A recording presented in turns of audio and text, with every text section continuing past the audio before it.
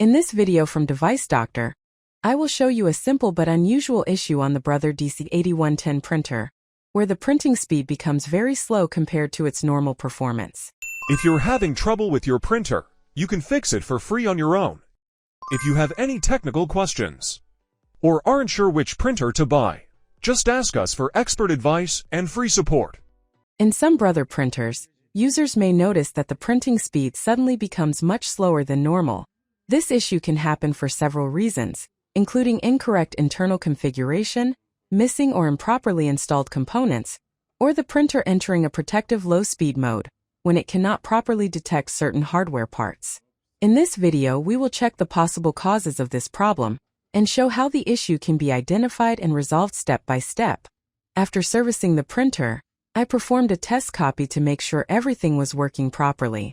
However, I noticed that the printing and copying speed was extremely slow, which was unusual for a high-speed laser printer. At first, I could not understand the reason, so I spent some time researching the issue. After checking various sources, I discovered that the duplex unit had not yet been reinstalled after the service. This video is intended to share an important technical tip. In some Brother printers, if the duplex unit is missing, not installed correctly, or has a problem, the printing and copying speed may become significantly slower than normal.